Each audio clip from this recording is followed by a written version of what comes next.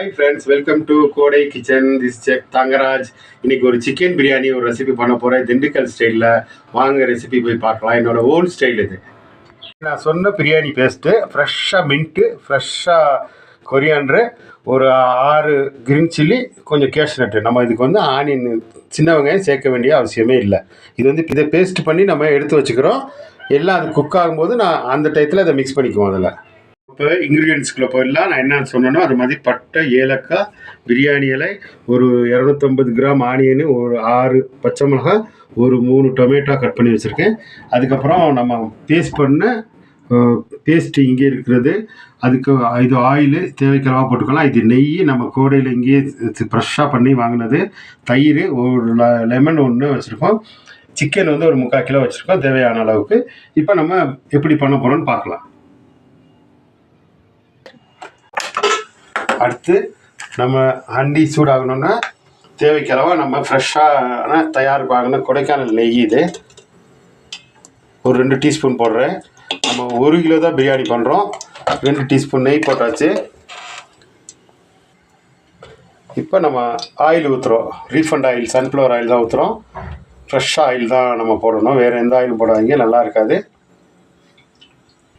இப்போ நல்லா இப்போ ஸ்டார்டிங்கில் ஃபஸ்ட்டு நம்ம போடுறது லவங்கம், பட்டை, ஏலக்காய், கிராம்பு, பிரியாணி இலை போட்டு அது லைட்டாக ஃப்ரை ஆகணும்னா நமக்கு அந்த வாசனை கிடைச்சதுக்கப்புறம் அதுக்கப்புறம் ஆனியன் போட்டுருங்க.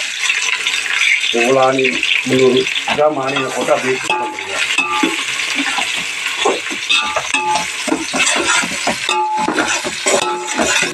இப்போ நம்ம பேஸ்ட் பண்ணி வச்சுருக்க ஜிஞ்சர் கார்லிக் பேஸ்ட் போடுறோம்.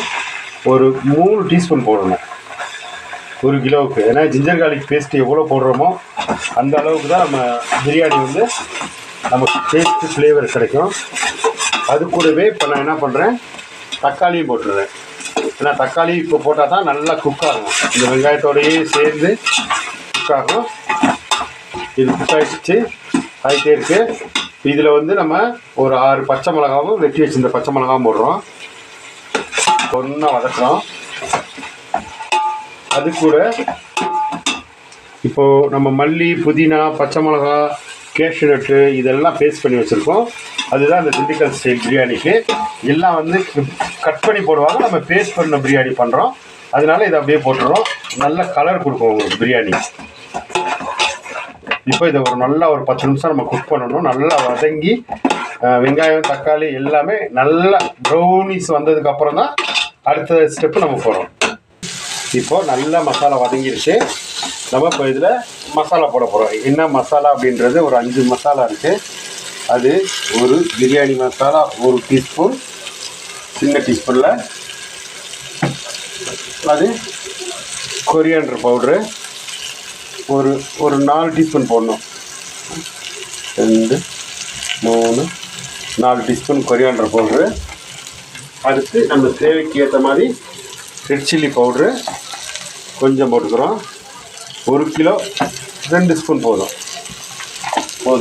அப்போ இதுக்கு தகுந்த மாதிரி நம்ம கல் உப்பு ஆட் பண்ணிக்கிறோம். டேஸ்ட்டுக்கு தகுந்த மாதிரி கல் உப்பு போட்டுட்டு அதை ஒரு ஃப்ரை பண்ணிவிட்டு ஒரு வதக்கிடுறோம். மசாலா இப்போ நல்லா வதங்கிடுச்சு.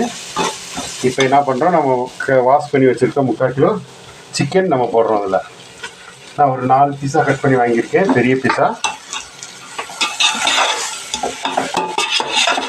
சிக்கன் நல்லா வதங்கணும். அப்போ தான் அந்த சிக்கன்லேருந்து மசாலா பிடிக்கும். சிக்கனோட ஜூஸையும் இறங்கி இந்த மசாலாவும் இதுலேயும் சேர்த்து பிடிக்கும். இப்போ இது கூட நம்ம என்ன பண்ணுறோம், நல்ல ஒரு 100-125 கிராம் அளவுக்கு தயிர் போடுறோம். தயிர் எந்த அளவுக்கு போடுறோமோ அதையும் நல்லா இணக்குறோம். நல்லா அப்படி வதக்குங்க. தயிரும் மசாலாவும் இந்த சிக்கனில் பிடிக்கணும், கலர் வராது பிரியாணி. இப்போ வந்து என்னென்னா, இது என்னோடய ஓன் ரெசிபி. இது பிரியாணி மசாலா போட்டோம், மல்லித்தூள் போட்டாச்சு, மிளகாத்தூள் போட்டாச்சு. இது வந்து நான் ஒரு பவுட்ரு பண்ணி வச்சுருக்கேன். இது உங்களுக்கு தேவைன்னா கேட்டிங்கன்னா நான் இது என்னென்ன பவுட்ரு பண்ணியிருக்கோன்றது நான் உங்களுக்கு ரெசிபியாக கொடுத்துட்றேன். இப்போ இதை கிண்டிட்டோம். இதுக்கப்புறம் இப்போ நம்ம எவ்வளோ அரிசி எடுத்து அளந்து வச்சுருக்கோமோ அதுக்கு தகுந்த மாதிரி இப்போ நம்ம தண்ணி ஊற்ற போகிறோம். அந்த மெஷர்மெண்ட் இப்போ நான் காட்டுறேன். இப்போது இந்த கப்பில் 2 கப்பு நான் அரிசி போட்டிருக்கேன். நம்ம 4 கப்பு தண்ணி ஊற்றுறோம். 1 கப்பு ஊற்றியாச்சு.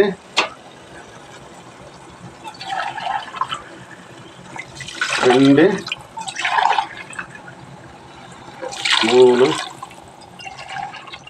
4. நம்ம எந்த கப்பில் அரிசி எடுக்கிறோமோ, நான் இந்த கப்பில் எடுத்திருக்கேன் 2 கப்பு, 4 கப்பு ஊற்றுறேன். நீங்கள் என்ன பண்ணுறீங்கன்னா சில்வர் கிளாஸில் எடுத்தால் அதே சில்வர் கிளாஸில் 1க்கு 2 ஊற்றிக்கிங்க. இப்போ இது நல்லா கொதிக்கணும். சிக்கன் கூட லைட்டாக ஆஃப் பண்ணி பாயில் ஆகினதுக்கப்புறம் தான் நம்ம ரைஸ் போடணும். ஓகே, நல்லா தண்ணி கொதி வந்துருச்சு. சிக்கனும் கொஞ்சம் குக் ஆகிடுச்சு. நம்ம ஊற வச்ச ரைஸை இதில் போடுறோம். நான் ஜீரக சம்பா யூஸ் பண்ணுறேன். நீங்கள் பாஸ்மதியில் வேணாலும் போட்டுக்கலாம். பாஸ்மதினா நீங்கள் தண்ணி கம்மி பண்ணணும். ஜீரக சம்பானா 1க்கு 2 போடணும். பாஸ்மதினா 1.25 கப்பு ஊற்றினா போதும். அவ்வளோ. ரைஸ் நல்லா பாயில் ஆகி வருது, ரைஸும் சிக்கனும். இப்போ நம்ம 3/4 பதத்துக்கு வந்துருச்சு. அதில் ஒரு லெமன் புளிஞ்சு விடணும். நம்ம லெமன் ஜூஸ் போட்டால் தான் ரைஸ் உடையாமல் நல்லா இருக்கும். ஓகே, பிரியாணி இப்போ நல்லா வெந்து வந்துருச்சு. 90% வந்துருச்சு. இப்போ 20 நிமிஷம் நம்ம தம்மில் வைக்கணும். அந்த மாதிரி ரைஸ் எல்லாம் தண்ணி இருக்கும்போது நம்ம தம்மு போடவே கூடாது. தண்ணி இப்படி ஃபுல்லாக ட்ரை ஆகினதுக்கு அப்புறம் தான் தம்மு போடணும். இதுக்கு மேலே ஸ்பெஷல் என்னென்னா வாழையில போட்டோம்னா நல்ல ஸ்மெல் இருக்கும். வாழையில கிடைக்கல, ஏன்னா இன்றைக்கி நல்லா ஹெவி ரெயின் கொடைக்கானல்ல, வெளியவே போக முடியல வாழையில வைக்கிறதுக்கு. அதனால் என்ன பண்ணுறோம், டைரெக்டாக நம்ம தம்மு போடுறோம். இப்போ சூடாக ஒரு தோசை தவா சூடு பண்ணி வச்சுருக்கோம். வீட்டிலேயே ஈஸியாக பண்ணக்கூடியது. அதில் வச்சுட்டு இப்போ போட்டோம். இப்போது அது நல்லா கவர் பண்ணிவிட்டு, இதுதான் இந்த மூடி நல்லா கிச்சன் உட்காருது, எங்கேயுமே லீக்கேஜ் இல்லாமல் அது உட்காந்துருக்கு. இது வெயிட்டுக்காக. ஆக்சுவலாக வந்து கறி அள்ளி போடுவோம். ஹோட்டல்லாம் கறி அள்ளி சூடாக மேலே போடுவாங்க. நம்மள்ட்ட அந்த வாய்ப்பு கிடைக்கல அப்படிங்கும்போது கொஞ்சம் சுடுதண்ணி தூக்கி மேலே வெயிட்டாக அப்படி வச்சிடணும். வச்சுட்டா மூடி அமுக்கி பிடிச்சிக்கிறோம். அந்த ஏர் வெளியில் லீக் ஆகாது. இது வந்து 20 நிமிஷம் தம்மு 20 நிமிஷம் ஆகணும்னா நம்ம பார்ப்போம் பிரியாணி எப்படி வந்திருக்கு. 20 நிமிஷம் ஆயிடுச்சு. தம் போட்டு எடுத்துட்டோம். இப்போ பிரியாணியோட பாத்திரம் எப்படி வந்திருக்குன்னு பொறுமையாக அப்படி உடைக்கணும். ஜீரக சம்பா உடைஞ்சிடாமல் பிரியாணி எப்படி இருக்குன்னு ஒரு டேஸ்ட் பார்த்துடலாம். பாருங்கள் எவ்வளோ கலர்ஃபுல்லாக இருக்குன்னு. பிரியாணி டேஸ்ட் பண்ண பிரியாணி, ஜீரா ஸ்பெஷல் பிரியாணி.